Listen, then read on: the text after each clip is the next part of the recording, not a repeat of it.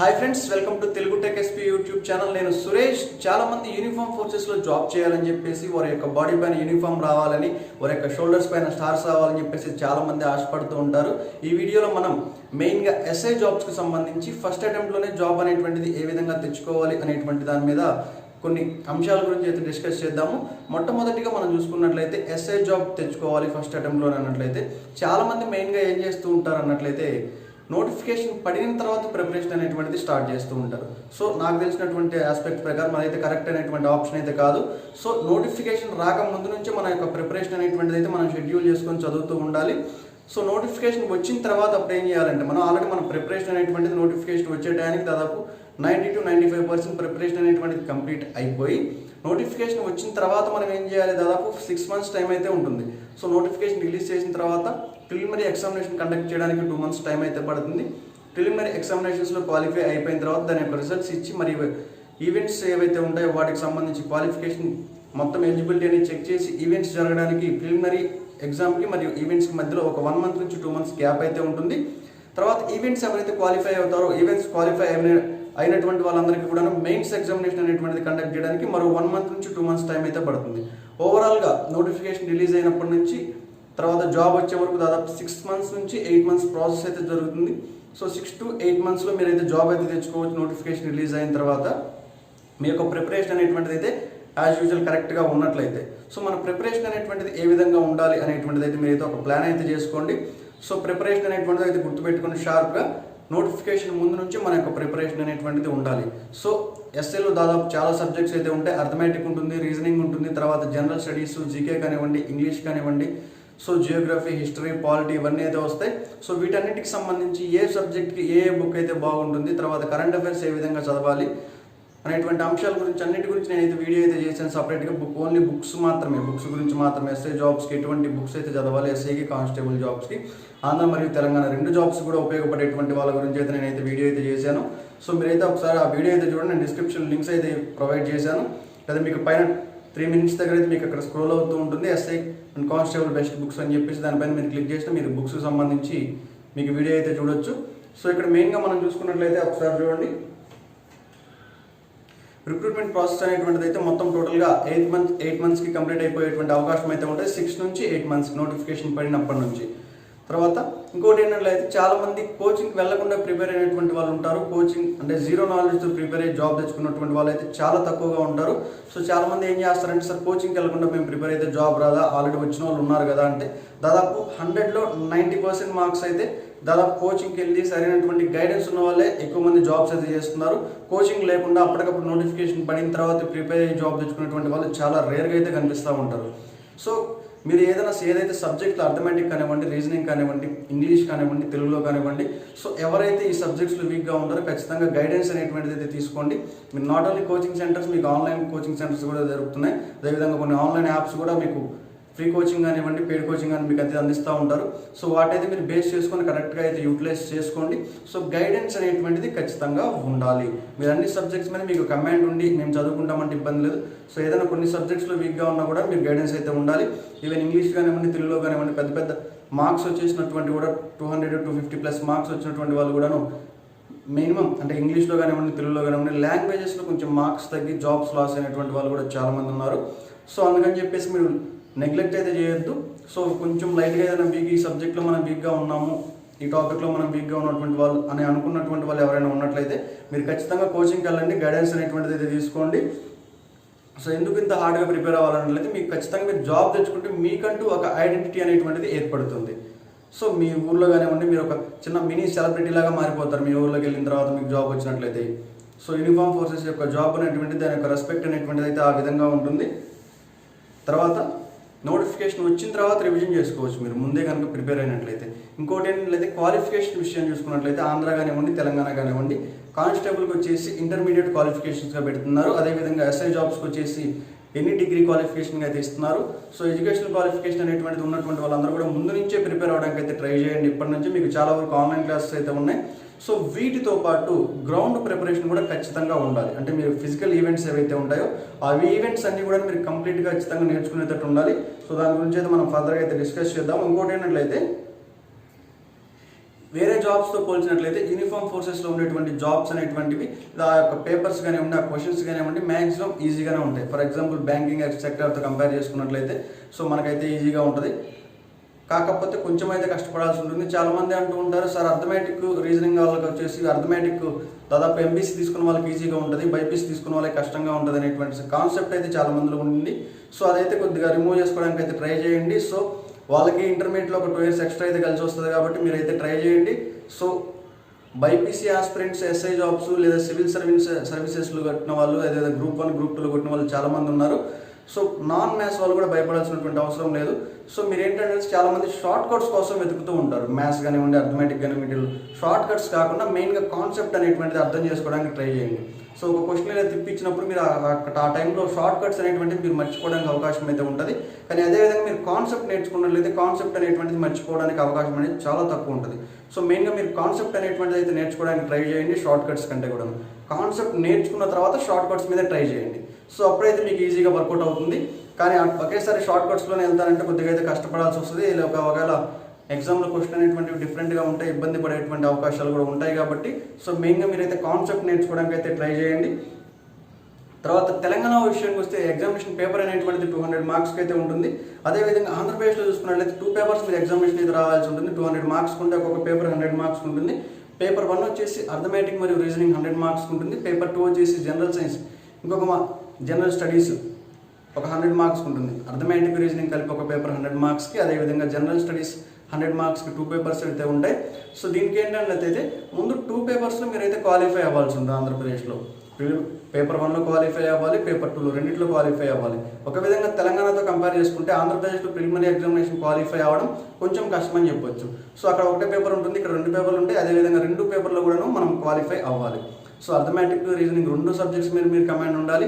అదేవిధంగా general studies అన్ని subjects మీద మీకు కమాండ్ ఉన్నప్పుడే మీరైతే దీన్ని క్వాలిఫై అవ్వడానికి అయితే అవకాశం ఉంటుంది.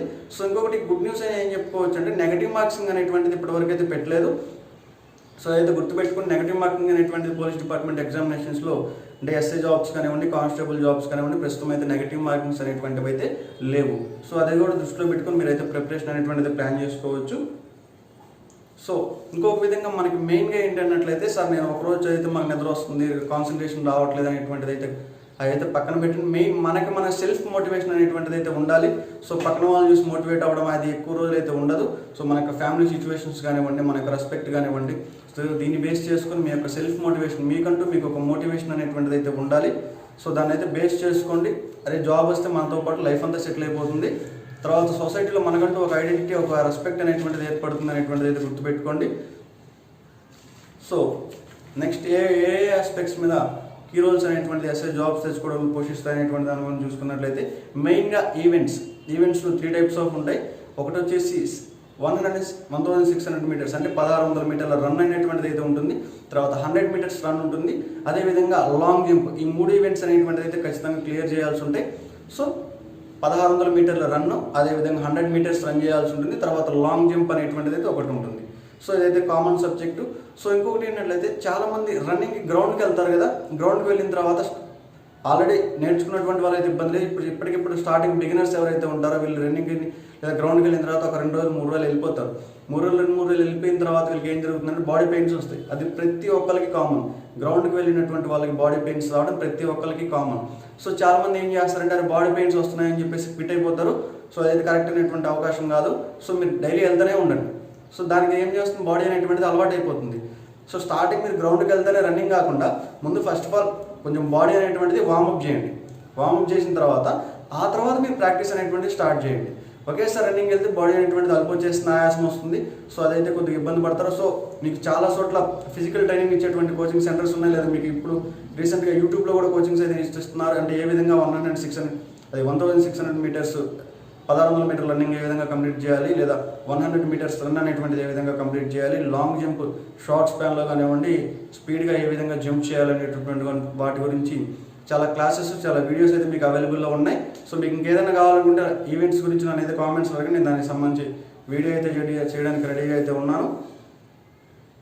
ఇంకోటి ఏంటంటే ఫైనల్ మెరిట్ లిస్ట్ ఏదైతే ఉంటుందో అంటే ప్రిలిమినరీ ఎగ్జామినేషను, ఈవెంట్స్, అదేవిధంగా మెయిన్స్ ఎగ్జామినేషన్ కంప్లీట్ అయిపోయిన తర్వాత ఫైనల్ మెరిట్ లిస్ట్ తీస్తారు కదా జాబ్స్ అనేటువంటివి ఇవ్వడానికి, అందులో గ్రౌండ్ మెరిట్ కూడా మెయిన్ కీ రోల్ పోషిస్తుంది. ఇంకో విషయం ఏంటన్నట్లయితే మీరు మెయిన్స్ ఎగ్జామినేషన్ కానివ్వండి, ప్రిలిమినరీ ఎగ్జామినేషన్ కానివ్వండి, ఏదైనా రిటర్న్ ఎగ్జామినేషన్తో కంపేర్ చేసుకుంటే గ్రౌండ్ ఎగ్జామినేషన్స్లో అంటే మీకు ఈవెంట్స్లో మీరు మార్క్స్ తెచ్చుకోవడానికి కొంచెం ఈజీగా ఉంటుంది.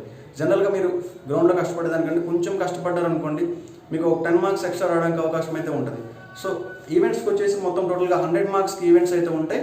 ఈ 1600 మీటర్స్ రన్ ఏదైతే ఉంటుంది ఇది 40 మార్క్స్కి ఉంటుంది. తర్వాత 100 మీటర్స్ రన్ కానివ్వండి, లాంగ్ జంప్ కానివ్వండి, ఇవి 30 మార్క్స్ ఉంటాయి. టోటల్గా 100 మార్క్స్కి ఈవెంట్స్ అయితే ఉంటున్నాయి. సో వీటిని బేస్ చేసుకొని మీకు ఒకవేళ ఈవెంట్స్లో మీరు 100 తెచ్చుకున్నారనుకోండి, లేదా 80+ కానీ 90+ కానీ మీరు ఈవెంట్స్లో తెచ్చుకున్నట్లయితే, ఒకవేళ మీకు మెయిన్స్ ఎగ్జామినేషన్లో ఒక 5 మార్క్స్ కానీ 10 మార్క్స్ కానీ తగ్గినా మీరు ఇక్కడ కాంపిటీషన్లో ఒక గట్టి కాంపిటీషన్ అనేటువంటిది ఇవ్వగలుగుతారు. సో జాబ్ రావడానికి మీకు ఎక్కువగా అవకాశం అనేటువంటిది అయితే ఉంటుంది. సో రిటర్న్ ఎగ్జామినేషన్స్లో మార్క్స్ తెచ్చుకోవడం కంటే గ్రౌండ్ ఎగ్జామినేషన్స్లో అంటే ఈవెంట్స్లో మీరు గ్రౌండ్లో గట్టిగా ప్రాక్టీస్ చేసినట్లయితే ఈవెంట్స్లో బాగా పర్ఫామ్ చేయగలుగుతారు. ఈవెంట్స్లో బాగా పర్ఫామ్ చేస్తే మీకు మెరిట్ అనేటువంటిది పెరుగుతుంది. సో దాని ద్వారా ఒకవేళ మీకు రిటర్న్ ఎగ్జామినేషన్లో మార్క్ తగ్గినా ఇక్కడ బ్యాలెన్స్ అయిపోతుంది. సో దీని అయితే బ్యాలెన్స్ చేసుకోండి మీ రిటర్న్ ఎగ్జామినేషన్కి సంబంధించినటువంటి దాని గురించి, అదేవిధంగా ఈవెంట్స్కి సంబంధించి. సో ప్రాక్టీస్ అనేటువంటిది అయితే కరెక్ట్గా ఉండాలి. సో గ్రౌండ్ అయితే ఖచ్చితంగా నేర్చుకోండి. సో గ్రౌండ్కి వెళ్ళగానే సో స్టార్టర్స్ అయితే ముందే సజెషన్ ఏంటంటే స్టార్టింగ్ ఒక్కటనే గ్రౌండ్ ఎక్కడానికి పరిగెత్తడం కాకుండా మెయిన్గా బాడీ అనేటువంటిది వార్మప్ చేసుకోవడానికి అయితే ట్రై చేయండి. తర్వాత చిన్నగా రన్నింగ్ అనేటువంటిది కానివ్వండి, వాకింగ్ అనేది స్టార్ట్ చేసి లాస్ట్లో మళ్ళీ అయిపోయిన తర్వాత ఒకేసారి మళ్ళీ ఇంటికి పరిగెత్తకుండా మామూలుగా మళ్ళీ తర్వాత బాడీ అనేటువంటిది ఎలా ఏ విధంగా కూల్ డౌన్ చేసుకోవాలి, డిప్స్ తీసుకోవడం కానివ్వండి, అబ్డామిన్స్ తీయడం కానివ్వండి, ఇవన్నీ అయితే మీరు గుర్తుపెట్టుకొని చేసుకోవడానికి అయితే ట్రై చేయండి. లేదా ఎవరికైనా కావాలంటే ఒకసారి చెప్పండి, నేను ఫిజికల్ ఈవెంట్స్కి సంబంధించి లేదా బాడీ ఈవెంట్స్ కానివ్వండి, ఏ విధంగా ఫిజికల్ టెస్ట్ స్టార్టర్స్ ఏ విధంగా చేయాలి అనేటువంటి దాని గురించి మనం అయితే చెప్దాము. ఇంకొక విధంగా చూసుకున్నట్లయితే కాంపిటీషన్ పరంగా చూస్తే ఇతర జాబ్స్తో పోల్చినట్లయితే పోలీస్ డిపార్ట్మెంట్ జాబ్స్ కానివ్వండి, యూనిఫామ్ ఫోర్సెస్లో ఉన్నటువంటి జాబ్స్ కానివ్వండి, కాంపిటీషన్ అనేటువంటిది అయితే తక్కువగా ఉంటుంది యూనిఫామ్ జాబ్స్కి మాత్రం. ఎందుకు అన్నట్లయితే ఇతర జాబ్స్కి అయితే కొద్దిగా సైట్ని అయితే యాక్సెప్ట్ చేస్తారు, కానీ మన దగ్గరే అంటే డిపార్ట్మెంట్ జాబ్స్కి సంబంధించి సైట్ అనేటువంటిది ఎటువంటి సైట్ ఉండకూడదు. తర్వాత బాడీలో డిసేబిలిటీస్ ఉన్నా కూడా మ్యాక్సిమం యాక్సెప్ట్ అయితే చేయరు. సో అందుకని చెప్పేసి ఫిజికల్గా ఫిట్ ఉండాలా, మెడికల్గా ఫిట్ ఉండాలా, అప్పుడే డిపార్ట్మెంట్ జాబ్స్కి యాక్సెప్ట్ చేస్తారు. కాబట్టి చాలామంది అయితే అప్లై చేయరు. అదేవిధంగా కొంతమంది ఫిజికల్గా ఆ విధంగా రన్నింగ్ కానివ్వండి, లాంగ్ జంప్స్ కానివ్వండి, ఈ విధంగా ఇటువంటి చేయలేనటువంటి వాళ్ళు కూడా ఈ జాబ్స్కి అయితే అప్లై చేయరు. సో కాంపిటీషన్ అనేటువంటిది తగ్గుతుంటుంది. అప్లై చేసినటువంటి వాళ్ళలో కూడా కొంతమంది జస్ట్ నార్మల్గా అప్లై చేసేస్తారు. సో ఆ విధంగా కాకుండా మీరు ప్రీ ప్లాన్గా అయితే ఉండండి. తర్వాత ఈవెంట్స్ అనేటువంటి కరెక్ట్గా క్లియర్ చేసుకోండి. ఫస్ట్ ఆఫ్ ఆల్ మీ ముందు ఉన్నటువంటి టార్గెట్ ఏంటంటే ప్రిలిమినరీ ఎగ్జామినేషన్ క్లియర్ చేసుకోవాలంటే మీరు ఈ రోజు నుంచి వీడియో చూసిన రోజు నుంచి మీరు ప్రిపరేషన్ అయితే స్టార్ట్ చేయండి. నోటిఫికేషన్ పడే టయానికి మీ ప్రిపరేషన్ అనేది కంప్లీట్ అవ్వాలి. నోటిఫికేషన్ పడిన తర్వాత రివిజన్ స్టార్ట్ చేసుకోండి. సో అప్పటికప్పుడు మీరు ప్రిపేర్ అవ్వాలన్నట్లయితే చాలా కష్టమైపోతుంది. తర్వాత చెప్పాను కదా, బాడీ గ్రౌండ్కి వెళ్తే మీకు పెయిన్స్ అనేటువంటివి వస్తాయి. పెయిన్స్ అనేటువంటివి అయితే కామన్. సో వాటిని ఓవర్కమ్ చేస్తేనే మీరైతే సక్సెస్ అవుతారు. తర్వాత మెయిన్గా ప్రాక్టీస్ టెస్ట్ కానివ్వండి, ప్రీవియస్ పేపర్స్ కానివ్వండి, మీరైతే చూడడానికి ట్రై చేయండి. ప్రీవియస్ పేపర్స్ ఏవైతే ఉంటాయో 2018లో ఎగ్జామినేషన్ జరిగింది, 2015 or 16లో ఒక ఎగ్జామినేషన్ జరిగింది, 12లో ఒక ఎగ్జామినేషన్ జరిగింది. సో నాట్ ఓన్లీ మన ఆంధ్రప్రదేశ్కి సంబంధించినటువంటి ఎగ్జామినేషన్స్ లేదా తెలంగాణకు సంబంధించినటువంటి ఎగ్జామినేషన్స్ చదవండి. అంటే ఆ ప్రీవియస్ పేపర్స్ ఉంటాయి కదా, వాటితో పాటు SSC staff selection commission conduct చేసేటువంటి సీజీఎల్ పేపర్స్ ఏవైతే ఉంటాయో ఆ సీజీఎల్ పేపర్స్లో తీసుకొని మీరు మ్యాక్సిమం ప్రిపేర్ అవ్వడానికి అయితే ట్రై చేయండి. సో చాలామంది ఆ స్టాండర్డ్స్ క్వశ్చన్స్ అయితే వస్తున్నాయని చెప్పేసి ఎక్స్పెక్ట్ చేస్తున్నారు. సో సీజీఎల్ స్టాండర్డ్స్ అయితే వస్తాయి మనకు కూడాను. సో ఆ క్వశ్చన్స్ కూడా మీరైతే చదవండి, ఆ కాన్సెప్ట్స్ మీరైతే నేర్చుకోవడానికి ట్రై చేయండి. సో మీరైతే పాసిబుల్గా జాబ్ అయితే తెచ్చుకోవడానికి అవకాశం ఉంటుంది. మెయిన్గా ప్రీవియస్ పేపర్స్ చూడండి. తర్వాత practice test, number of practice test attempt చేయండి. అదేవిధంగా మాక్ టెస్ట్ రాయండి. తర్వాత మీకు ఆన్లైన్ యాప్స్లో చాలా యాప్స్లో మాక్ టెస్ట్ అనేటువంటిది కండక్ట్ చేస్తున్నారు. చాలా యూట్యూబ్ ఛానల్స్ కూడా మాక్ టెస్ట్ అనేటువంటివి అయితే కండక్ట్ చేస్తున్నాయి. సో వీలైతే మనం కూడా కండక్ట్ చేద్దాం. మన ఛానల్ ఆస్పిరెంట్స్ కనుక ఎక్కువ పెరిగే పని అయితే. సో తర్వాత కేర్ఫుల్గా అయితే ప్రిపేర్ అవ్వాల్సి ఉంటుంది. ఇంగ్లీషు మరియు తెలుగు లాంగ్వేజెస్ ఏవైతే ఉంటాయో వీటికి సంబంధించి చాలామంది ఇంగ్లీష్ లాంగ్వేజ్తో ఇబ్బంది అయితే పడుతూ ఉంటారు. సో ఇంగ్లీష్ లాంగ్వేజ్ వచ్చినటువంటి వాళ్ళు అయితే ఇబ్బంది లేదు. సో మీరు ఏం చేస్తారు, ఒకవేళ కొంతమంది ఏ విధంగా ఉంటారంటే కొంతమంది షై ఫీల్ అవుతూ ఉంటారు, కొంతమంది సిగ్గుపడుతూ ఉంటారు, కొంతమంది పెద్ద అయిన తర్వాత కూడా ఇంగ్లీష్ రాలేదనేటువంటిది. సో మళ్ళాగా చాలామంది అయితే ఉంటారు ఇంగ్లీష్ రాకుండా అట్లా జాబ్స్ మిస్ అయ్యేటువంటి వాళ్ళు. సో అంటే ఈవెన్ 200+ to 220+ మార్క్స్ వచ్చినా కూడా ఇంగ్లీష్ లాంగ్వేజ్లో ఫెయిల్ అయ్యి జాబ్ మిస్ అయినటువంటి వాళ్ళు చాలామంది ఉన్నారు. కాబట్టి మనమైతే అంత రిస్క్ తీసుకోవద్దు. ముందు నుంచి మీరైతే ప్రిపేర్ అవ్వండి. సో మీ స్పోకెన్ ఇంగ్లీష్ బుక్స్ కానివ్వండి, స్పోకెన్ ఇంగ్లీష్ యూట్యూబ్ క్లాసెస్ కానివ్వండి, లేదా ఒక కోచింగ్ సెంటర్ అయితే జాయిన్ అవ్వండి, 1 month కానీ 2 months కానివ్వండి. ఆ సెక్షన్లో మీరు పర్ఫెక్ట్ అయిన తర్వాత మీరైతే ఎగ్జామ్కి అటెంప్ట్ అయితే మీకు అంతవరకు క్లియర్ అయిపోతుంది. సో ఎటువంటి డౌట్స్ అనేటువంటివి అయితే మీకు ఉండవు. తర్వాత మ్యాథ్స్ గురించి అయితే చెప్పాను ఆల్రెడీ. సో మీరు షార్ట్ కట్స్ అయితే నమ్ముకోకుండా, అర్థమెటిక్ గురించి షార్ట్ కట్స్ అయితే నమ్ముకోకుండా మ్యాక్సిమం కాన్సెప్ట్ అనేటువంటిది నేర్చుకోవడానికి అయితే ట్రై చేయండి. కాన్సెప్ట్ నేర్చుకుంటే మనం మర్చిపోవడానికి అవకాశం అనేటువంటిది చాలా తక్కువగా ఉంటుంది. సో షార్ట్ కట్స్ అయితే మనం ఈజీగా మర్చిపోవడానికి ఛాన్సెస్ ఉంటాయి కాబట్టి. సో ఇది ఫ్రెండ్స్, దీంట్లో ఉన్నటువంటి కీ ఆస్పెక్ట్స్ గురించి అయితే మనం ఈరోజు డిస్కస్ చేసామనుకుంటున్నాను. ఇంకేదైనా మనం టాపిక్ స్కిప్ చేసినా, ఏదైనా మర్చిపోయినా మీరైతే నన్ను కామెంట్స్లో నా దృష్టికి అయితే తీసుకురండి. నేను నెక్స్ట్ వీడియో చేసి అందులో అయితే మాడిఫై చేసి ఇప్పుడు స్కిప్ అయినటువంటి పాయింట్స్ కానివ్వండి, ఇప్పుడు మర్చిపోయినటువంటి పాయింట్స్ కానీ నేనైతే యాడ్ చేస్తాను. అదేవిధంగా ఎస్ఐ మరియు కానిస్టేబుల్ జాబ్స్కి సంబంధించి బెస్ట్ బుక్స్ కానివ్వండి, మోస్ట్ ఇంపార్టెంట్ బుక్స్ అంటారు కదా, ఈ బుక్స్ గురించి ఖచ్చితంగా వీడియో అయితే నేను ఒకటి చేశాను ఆల్రెడీ. మీకు కింద డిస్క్రిప్షన్ లింక్స్ అయితే ఉంటుంది. తెలంగాణ, ఆంధ్రప్రదేశ్ రెండింటికైతే సంబంధించినటువంటి బుక్స్ అయితే ఉంటాయి. సో ప్రిపరేషన్ స్టార్ట్ చేయాలి, ప్రిపేర్ అవ్వాలి అనుకున్నటువంటి వాళ్ళ బుక్స్ అయితే రిఫర్ చేసుకోండి. సో ఇది ఇప్పటి వరకు ఉన్నటువంటి ఇన్ఫర్మేషన్. మీకు ఈ వీడియో నచ్చితే లైక్ చేయండి.